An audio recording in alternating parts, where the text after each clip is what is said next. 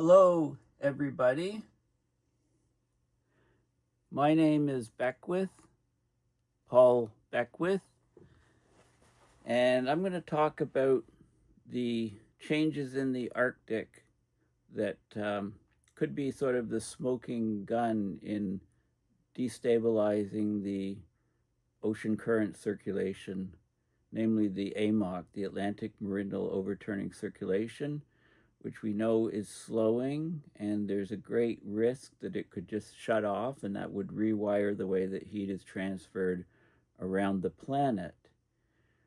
So what is the smoking gun? The smoking gun that tips the AMOC over could very well be the Arctic Beaufort Gyre. So within the Arctic Ocean basin, we've got something called the Beaufort High, which is a high pressure area sitting over the Beaufort Sea. And that air is leaving the high pressure area, going to surrounding locations, being deflected to the right in the northern hemisphere. So it forms a clockwise gyration of wind currents, wind.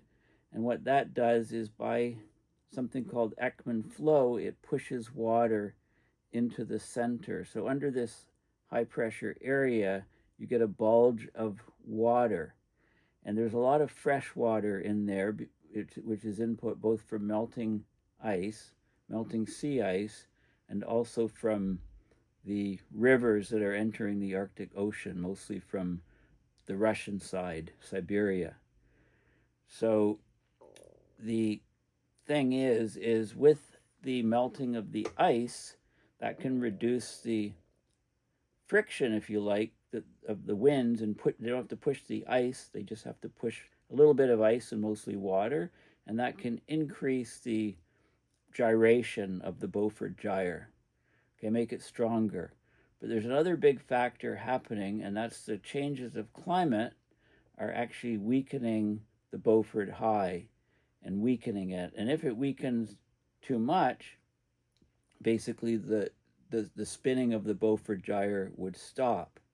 So all that fresh water in the Arctic that's trapped at the moment with a viable Beaufort Gyre, that fresh water could then spread to the surrounding regions, and that can be a huge problem, because we often talk about freshwater hosing experiments, like the melting of the glaciers in Greenland and the melting of the sea ice can freshen the water in the North Atlantic, and that can change the stratification.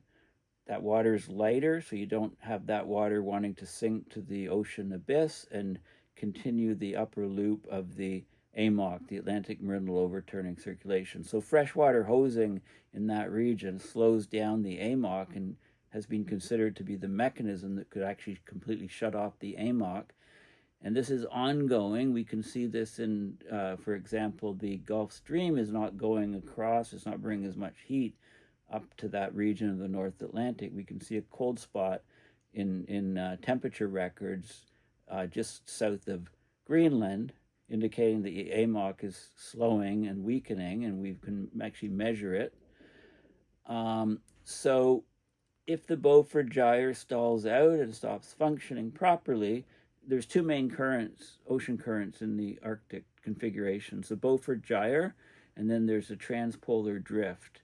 And I'll show you the Wikipedia pages on those two things. They're interrelated. I'll show you a video showing where the water is coming from and where the water is going. But if the Beaufort Gyre stalls out, which many climate models are showing, these so-called CMIP6 climate models, the latest climate models are showing, then that fresh water will no longer be trapped up in that region. It will spread to the outer regions. That freshwater hosing will very, very possibly shut down the AMOC. So that seems to be the mechanism. This is kind of like a detective puzzle.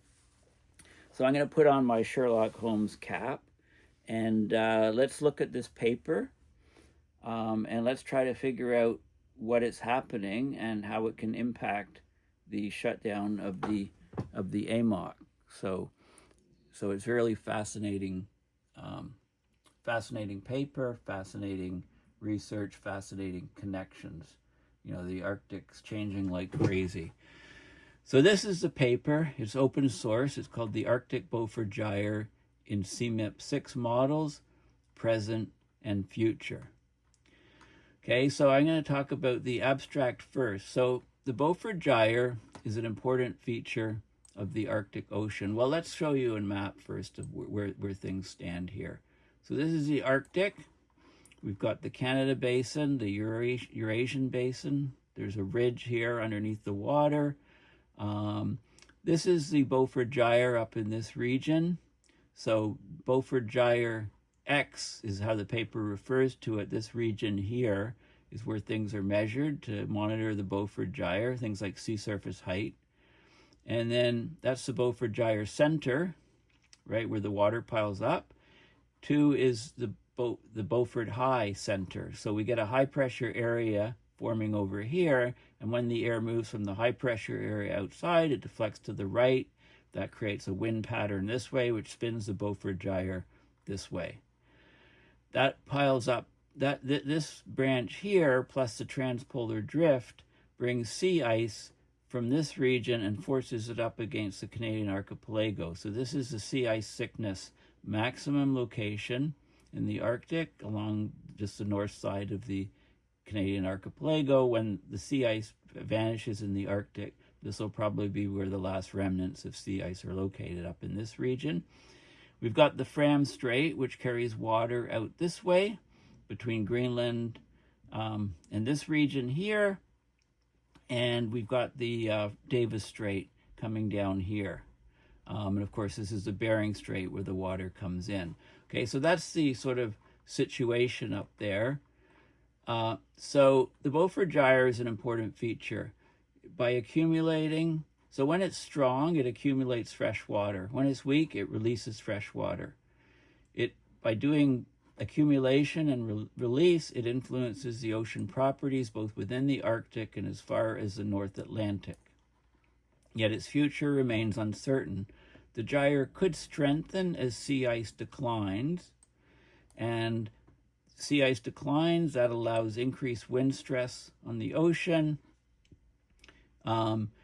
or it could weaken along with the Beaufort high pressure system. So if the Beaufort high pressure system weakens, those winds, circular winds, weaken and the Beaufort Gyre stalls out.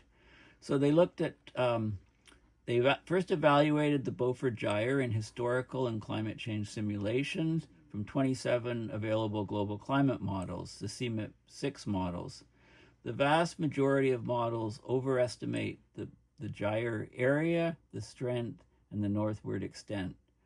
So they discard the models with too inaccurate a gyre. So the models that don't show what's happening right now, you don't weigh them as seriously. There's something wrong in them. So the if the gyre is too inaccurate, and the drivers of the gyre are basically the sea ice cover and the Beaufort High, the air pressure above, then they quantify the Beaufort Gyre, how it changes in 2 emission scenarios: an intermediate SSP 2 to 4.5 warming scenario, and a high warming SSP 5 to 8.5. By the end of the 21st century, most models show a significant decline or even disappearance of the Beaufort Gyre, especially the high emission scenarios. And our emissions are even worse than the high emission scenarios. This decline is mainly driven by what a weakening. The simulations show a weakening of the Beaufort High, and that influence on the Beaufort Gyre variations is enhanced by the transition to a thin ice Arctic. The simulated gyre decline can then be associated with the decrease in freshwater storage in the Arctic. It would reduce the salinity contrast between the gyre in the Beaufort Gyre and the Arctic subsurface waters below the gyre, and also the outflow regions. Okay, so this sort of if that fresh water spreads out across the Arctic and goes into the Atlantic, you know, and the other fringes of the Arctic Ocean, then the risk of shutting down the AMOC is much, much higher. It could shift the whole Atlantic, Arctic, meridional overturning circulation. Okay, so the key points, the CMIP6 models generally simulate right now a gyre that's too strong, too large, and too northward extending during the historical period the models we're looking at. Among the least unrealistic models, most simulations, so the least, I like how they say the least unrealistic models. So on the most accurate models, most simulations project a decline or disappearance of the Beaufort Gyre by the end of the century. As the sea ice thins, the weakening Beaufort High drives the gyre changes. Salinity contrasts are reduced between the gyre and the Arctic outflows. Okay, and then there's a plain language summary that you can have a look at. Okay, but hopefully, you know, I've given you the gist of it. So let's have a look before I go into the rest of the paper and their findings. And this paper is very recent. It was published March 31st, 2025, okay, in the Journal of Geophysical Research, JGR, Oceans. Now, this is a good Wikipedia page on the Beaufort Gyre. It shows the Beaufort Gyre here. The rotation is this way. It shows the connection to the transpolar drift here. It talks about the older ice being piled up, you know, because of this rotation. The older ice is piled up here in these regions, the thickest ice, the oldest ice. And they talk about the ice disappearance, Arctic sea ice, the growing reservoir of fresh water in the Beaufort Gyre, you know, how it's behaving with climate change and so on, how it can be connected to general circulation models, and how Ekman transport plays a huge role in the variability of fresh water in the gyre and thus in the Arctic Ocean. You know, the polar high, the Beaufort High, basically, prevailing wind circulation, how Coriolis force deflects things to the right, and to the right is inward in a clockwise rotating system, so it piles up the water. So sea surface height is as much as 0.5, 0.6 meters higher in the center of the Beaufort Gyre than outside. So that fresh water storage then, you know, can leak out and affect the, you know, so if there is a rapid influx of fresh water into the Arctic circulation, if there's a large volume of fresh water outflowing from the gyre, it outflows into the North Atlantic Basin, and it says it could affect the AMOC, could actually shut down the AMOC. The Beaufort Gyre has formed a dome of fresh water that's expanded vertically by about 15 centimeters, 5.9 inches since 2002. Huge volume, 8,000 cubic kilometers in volume, or 1,900 cubic miles. The fresh water in the gyre is about 10% of all fresh water in the Arctic Ocean. Most of the Arctic's fresh water supply originates from Russian rivers as the runoff from the Russian rivers. And it talks about, you know, if the circulation of the Beaufort Gyre stalls out or even reverses, then that fresh water will leave the Arctic Ocean. And here you go, this oceanographer has theorized if the winds in the gyre's circulation were to weaken, high volumes of fresh water could leak out of the eastern part of the Arctic Ocean into the North Atlantic Ocean. Again, it says impacting the thermohaline circulation and the climate. It would shut off the it could be the mechanism or the smoking gun in the Arctic that shuts off the thermohaline circulation. Okay, so it's an excellent article. Let's look at what it says about Wikipedia says about the transpolar drift stream. So this is the main ocean current, transports surface waters and sea ice from the, you know, down this way, basically, and then out the Fram Strait. Okay, so let's have a look. The best way to look is let's just play this video. Okay, so you can see this is the Beaufort Gyre. This is water coming in here. This is river water coming in here. So this is a transpolar drift and the Beaufort Gyre. So the water is accumulated in fresh water and piled up in this region. It also gets fresh river water here, adding to the freshness.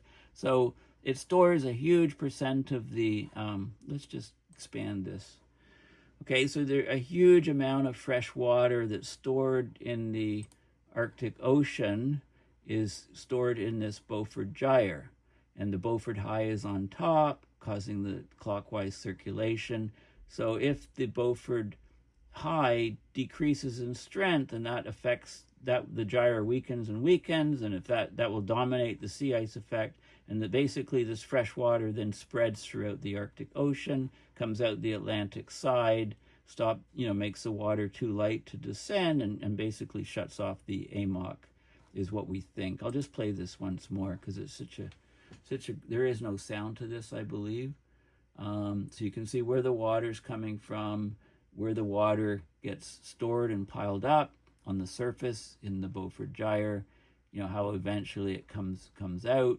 And if this thing fails and stops to spin, we would still have this type of circulation going on probably, but there would be much less fresh water stored in the whole Arctic Ocean, and the water, that's a freshwater hosing thing. That water would just go out and shut off the AMOC, I think. So I think this is what's going on. So let's go back to the paper. I'll have links for all these things all in the description. So going back to the paper, let's go down and now look at the, well, it's worth me reading the plain language summary, I think. So we have clockwise ocean currents, the Beaufort Gyre. The Beaufort High creates these clockwise ocean currents called the Beaufort Gyre. It accumulates comparatively fresh water over the Beaufort Gyre in the Amerasian Arctic Ocean. The future of that gyre and whether it will hold or release the currently accumulated fresh water. It's a dynamic system, right? The water is accumulated only because the thing is in motion, and if the motion stops, the fresh water goes out and spreads out across the Arctic. Global climate models that supported reports from the IPCC, those are the CMIP-6 models, the latest version, can help shed light on some future climate question. So using all models available, they select those that are capable of reasonably reproducing the Arctic Beaufort Gyre at the present. Most models that do accurately reproduce the present Arctic Beaufort Gyre, they predict that the gyre will shrink and weaken in a future warming climate in response to changes in the atmosphere, like the Beaufort High. The gyre decline is predicted both under a high emission scenario and under an intermediate middle of the road emission scenario. So the Beaufort Gyre region would no longer accumulate fresh water. That fresh water would then leave the Arctic Ocean basin, and it says it would impact future oceanic properties in the Arctic and in the North Atlantic. They don't, we know what those impacts are, basically shutting off of the AMOC. Okay, so they talk about the Beaufort Gyre, the prominent feature in the Arctic Ocean, large anticyclonic surface circulation pattern centered over the Canada Basin. Gyre is primarily governed by winds associated with the Beaufort High air pressure system in the atmosphere. That leads to an accumulation of fresh water towards the center of the gyre by Ekman convergence using the right-hand rule. Okay, water's forced up, sea surface height increases within the gyre. This accumulation of fresh water, it not only influences ocean currents, but it shapes the distribution of sea ice, of the heat, of the mass, ocean stratification, and nutrients in the Arctic. Everything in the Arctic changes if that Beaufort Gyre stops. The Arctic Ocean, in which the Beaufort Gyre is embedded, forms a geographical link between the Atlantic and Pacific Oceans, yes. Variations of the Beaufort Gyre and its capacity to store fresh water modulate water fluxes from the Arctic to lower latitudes on both sides, to the Atlantic and Pacific. Freshwater release from the Beaufort Gyre into the North Atlantic can hinder winter convection, impact the oceanic overturning circulation. The anomalous freshening of the North Atlantic resulting from such release can also in turn influence large-scale atmospheric circulation regimes. So basically, we get an AMOC shut off, we get a complete rewiring of how heat is distributed in the Northern Hemisphere. I think we all care about that. This is water depth on this scale. You can see the regions of the Arctic Ocean that are deepest. Again, when we talk about BG Beaufort Gyre region, BGX, it's right here within this box. This is the high air pressure, the Beaufort High air pressure. The clockwise motion here pushes the sea ice over here, so the thickest, oldest sea ice accumulates over here. When we have a blue ocean event, this is probably where the last remnants of ice will be. And the water eventually comes out through the western Fram Strait. Okay, so we've got the western Fram Strait, the eastern Fram Strait. This is between Greenland and Svalbard. And then we also have the Davis Strait where the water works its way through here and comes out here. Okay, so let's have a look at the results here. They go in a lot of detail into the climate models, the data, like they talk about the sea surface height above the geoid is ZOS, mean sea level pressure, PSL, sea ice concentration. These are the parameters in their model. They show they describe the 27 CMIP6 models that are used in the study. So the models have different components for sea ice and the ocean and the atmosphere and so on. And they give all that data on the different models, the atmospheric resolution of the different models and so on. So they talk about what they observe, the different things. So they're looking at the Beaufort Gyre center location, latitude and longitude, the area, this is in 10 to the 6 square kilometers, the strength of the gyre, the center location of the Beaufort High, and the sea level pressure of the Beaufort High, the mean sea level pressure, maximum sea level pressure, and then the sea ice thickness, maximum location, maximum thickness in meters, and the mean thickness in meters. So they look, all these models here look at these different parameters. The most accurate models are up at the top, and it goes to worse and worse models, and the models that they pick in the study that represent present conditions are the ones in bold. Okay, so they look at all of these models, and let's go to, they talk about in detail about the methods. This is observations. This is sea surface height. So the water is bulging here because of the Beaufort Gyre. This is sea surface height, the observations. This is the best simulation of sea surface height and the worst one. So best one showing nice bulge here in sea surface height. This is the observations from the European reanalysis data of sea level pressure. And this is the best model, accurately reproducing it, and the worst model. And then sea ice thickness, you can see it's thicker down here as this ice is all pushed to the Canadian archipelago, which hopefully doesn't become the U.S. archipelago, stays the Canadian archipelago. Sea ice thickness from the best model, still it's quite a bit off. It shows a lot more ice in the worst model. And then they go and they look at the properties of the ocean and so on. And then they look at these are the results. Okay, so the Beaufort Gyre under 2 warming scenarios. This is the, these are all the model runs. And I believe this is the high emission scenario. And well, this is the area of the Beaufort Gyre in all the models, the strength, and then in different models, I think it's so A and C, A, B, C, center location. This is in the mid-range model, orange, and then in the red. So the orange is the mid-range model, and the red is the high emission model. So that's the difference here. So you can see how all the parameters change in each of the models. And then here's the bottom line. 10 of the 18 models that accurately predict the Beaufort Gyre today show the Beaufort Gyre actually disappearing as we go out towards the end of this century. So this is you can take, maybe just change these dates. Maybe this is really 2050 or something, right? I mean, you're going to get this sort of type of progression of the Beaufort Gyre. If you think this is too slow, then you can, slide the dates. But I mean, it shows you the trends. It shows, so 10 of the 18 models show the Beaufort Gyre disappearing. The fresh water would then be distributed across the Arctic. Probably enough fresh water would hose out into the North Atlantic and shut down the AMOC, changing climate, global climate. So this is what we have to look forward to. And so I think the Beaufort Gyre is actually the smoking gun for the way the AMOC behaves.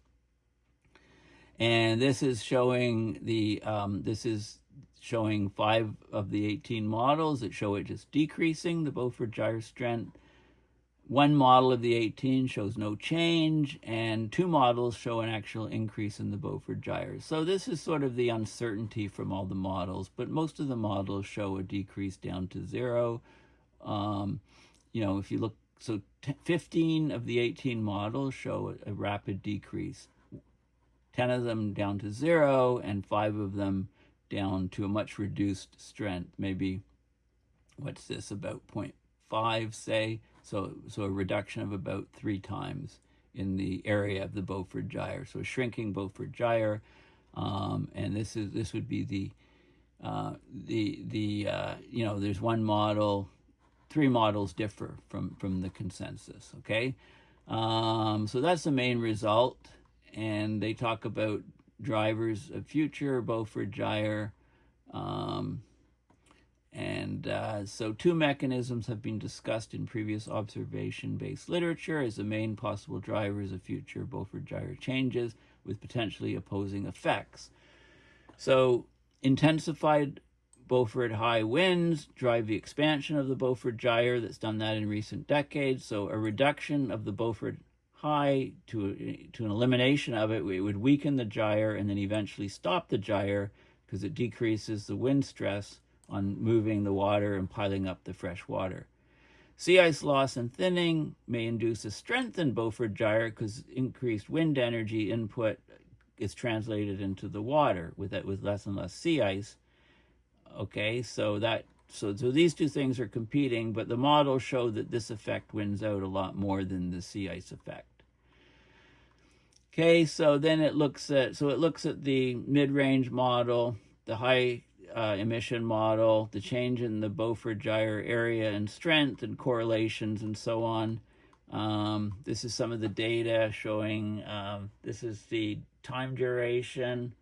You get a transition from thicker ice to thinner ice, and these are some of the statistics of the different. So this is a mid-emission scenario and the high-emission scenario.